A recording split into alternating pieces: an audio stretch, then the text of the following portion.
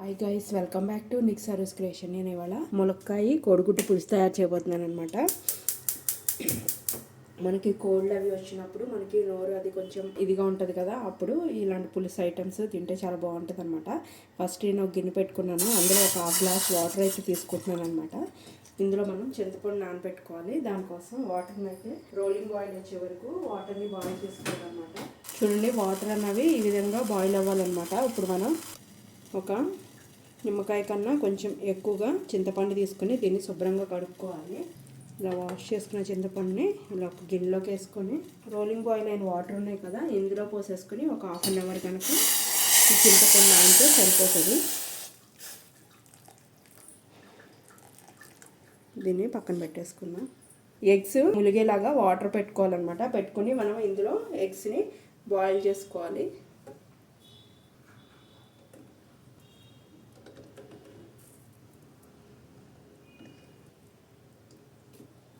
మనము కర్రీకి ఎలా బాయిల్ చేసుకుంటామో ఎగ్ని అలాగే ఒక 15 మినిట్స్ ఎగ్ని అయితే బాయిల్ చేసుకోవాలన్నమాట. ఒక 10 మినిట్స్ లో ఫ్లేమ్లో బాయిల్ చేసుకోవాలి. తర్వాత ఒక 5 మినిట్స్ హై ఫ్లేమ్లో పెట్టుకుని బాయిల్ చేస్తే ఎగ్ అన్నది నీట్గా బాయిల్ అయిపోతుంది అనమాట. చూడండి, ఎగ్స్ అన్నవి ఈ విధంగా బాయిల్ అయితే కనుక సరిపోయినట్టే.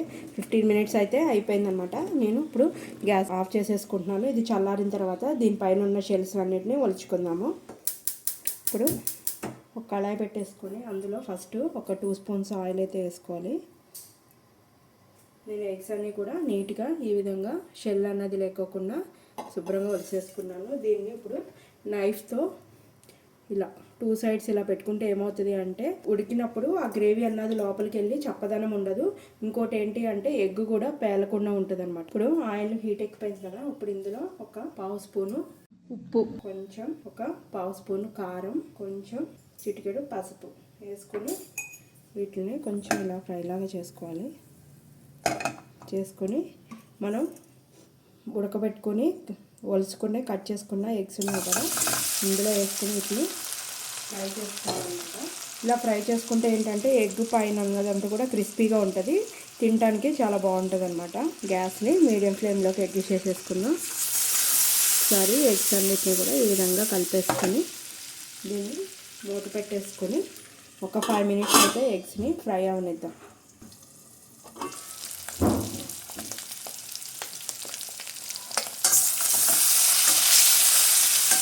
అన్ని సైడ్లు ఫ్రై అవ్వాలి కాబట్టి మధ్యలో ఇలా కలుపుకుంటూ ఉంటే సరిపోతుంది.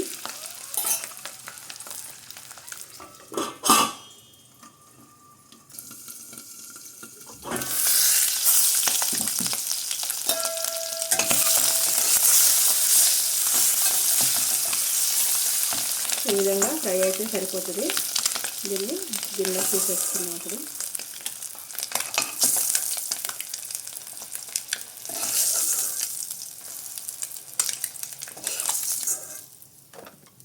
ఇప్పుడు ఇందులో ఇంకొక 2 స్పూన్స్ ఆయిల్ యాడ్ చేసుకొని 1 స్పూను జీలకర్ర, మీడియం సైజ్ ఆనియన్స్ ఒక 6 అయితే తీసుకున్నాను అన్నమాట. నేను సన్నగా కట్ చేసుకోవాలి వీటిని.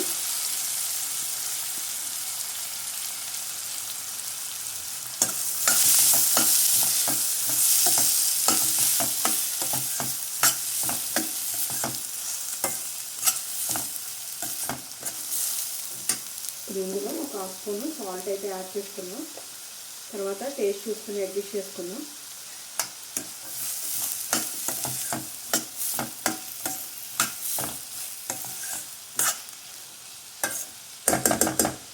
మనం ఆనియన్తో పాటే ములక్కాయలు కూడా యాడ్ చేసుకుంటే బాగా మగ్గుతాయి అన్నమాట.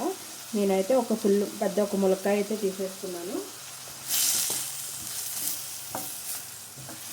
ఈ ఆనియన్ అన్నది 50% వరకు మగ్గిపోవాలన్నమాట.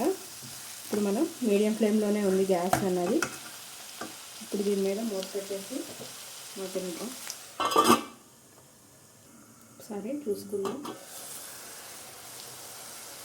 ఆనియన్ 50% వరకు అయితే మగ్గిపోయిందన్నమాట. ఇప్పుడు 2 మీడియం సైజు టొమాటోస్ ఇలా చిన్నగా ముక్కలు కట్ చేసుకొని ఇది కూడా యాడ్ చేసుకోవాలి. కర్రీ అన్నది గుజ్జుగా గ్రేవీగా ఉండాలి అంటే కనుక టమాటా కూడా యాడ్ చేసుకోవాలి.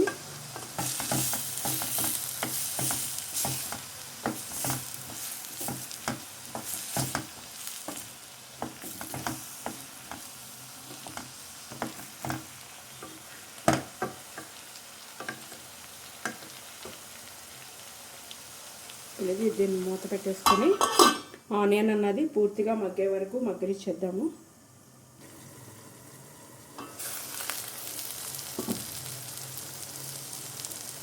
చాలా వరకు అయితే ఆనియన్ అన్నది మగ్గిపోయిందన్నమాట. ఇప్పుడు ఒక స్పూన్నర అల్లం వెల్లుల్లి పేస్ట్ బాగా మగ్గిన తర్వాతే మనము పులుసు అన్నది యాడ్ చేసుకోవాలన్నమాట. ఎందుకంటే లేకపోతే మనం కనుక ఇందులో చింతపండు పులుసు పోస్తే ఉల్లిపాయ ముక్క అన్నది కొంచెం గట్టిగా అయిపోతుంది అన్నమాట. బాగా మగ్గిన తర్వాత పోసినా కూడా అప్పుడు ఏం కాదు. వెల్లుల్లి పేస్ట్ చేసాం కదా, ఇంకొంచెంసేపు మగ్గనిద్దాము. మూత పెట్టుకుని ఒక 5 minutes. 5 minutes అయితే అయిపోయింది. ఇప్పుడు మూత తీసుకుని చూసుకున్నాం. ఇప్పుడు ఇందులో ఇంట్లో తయారు చేసుకున్న గరం మసాలా పొడి 1 స్పూన్, టేస్ట్కి సరిపడా కారం. నేను పచ్చిమిర్చి అన్నది యాడ్ చేయలేదు, మొత్తం కూడా కారమే వేసుకున్నాను అనమాట. నేను ఒక 2.5 స్పూన్స్, అంటే ఈ క్వాంటిటీకి 2.5 స్పూన్స్ కారం అయితే యాడ్ చేసుకుంటున్నాను. ఆల్రెడీ 1/2 స్పూన్ సాల్ట్ వేసున్నాను, ఇంకొక స్పూన్ సాల్ట్ అయితే ఇందులో యాడ్ చేస్తున్నాను. వేసుకొని మొత్తం కూడా కలిసేలాగా కలిపేసుకోవాలి.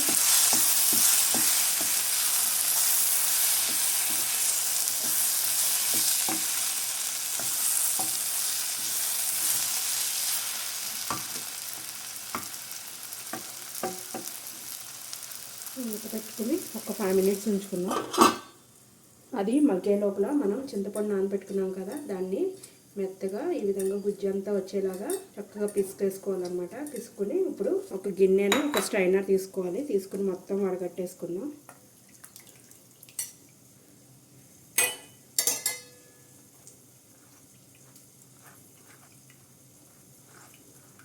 ఎందుకంటే ఇందులో కొంచెం పీచులు ఉంటాయి, తొక్కలు అవన్నీ వస్తాయి కదా, అవన్నీ రాకోకుండా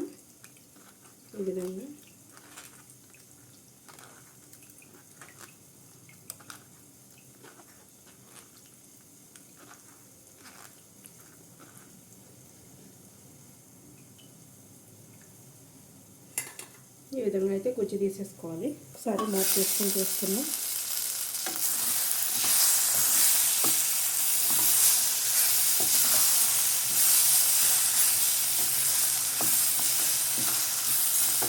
ఇప్పుడు ఇందులో మనం తయారు చేసుకున్న చింతపండు గుజ్జు ఉంది కదా, అదంతా కూడా యాడ్ చేసుకోవాలి.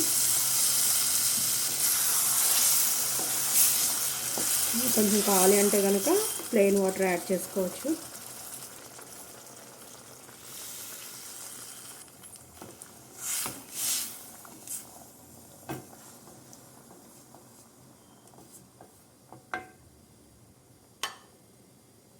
ఈ క్వాంటిటీకి పులుసు అంటే కంపల్సరీ బెల్లం ముక్క యాడ్ చేయాలన్నమాట. చిన్న బెల్లం ముక్క కూడా యాడ్ చేస్తున్నాను ఇందులో నేను. మనకి టేస్ట్ తెలియదు అనమాట వేసినట్టు కూడా. చిన్న బెల్లం ముక్క వేసుకోండి, లేదు మీకు ఇష్టం లేకపోతే కనుక స్కిప్ కూడా చేయొచ్చు. ఇలా కొంచెం ఉడుకుతుంది కదా, ఉడుకుతున్నప్పుడు మనం ఫ్రై చేసుకునే ఎగ్స్ ఉన్నాయి కదా, అవి కూడా ఇందులో యాడ్ చేసేసుకుందాం.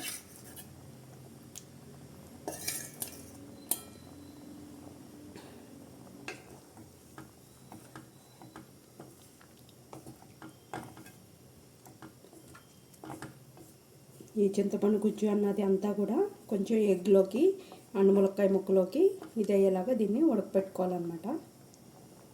నేను మూత పెట్టేసుకుంటున్నాను. పెట్టేసి హై ఫ్లేమ్లో పెట్టుకొని ఒక 5 minutes అయితే ఉడకనిద్దాం. సరే చూసుకుందాం.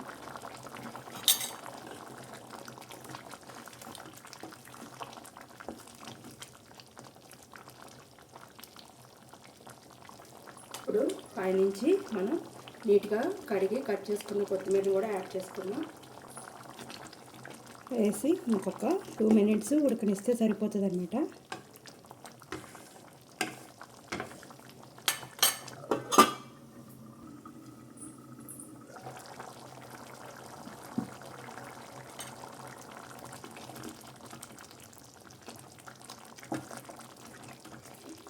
కర్రీ అయితే రెడీ అయిపోయింది. మీకు సర్వింగ్ బౌల్లో తీసి చూపిస్తాను. కోడిగుడ్డు ములక్కాయ పులుసు అయితే రెడీ అయిపోయింది. మీరు కూడా తయారు చేసుకుని టేస్ట్ ఎలా ఉందో నాకు కామెంట్ చేయడం అయితే మర్చిపోకండి. మీరు ఫస్ట్ టైం కన్నా ఛానల్ చూస్తున్నట్టయితే సబ్స్క్రైబ్ చేసుకోండి.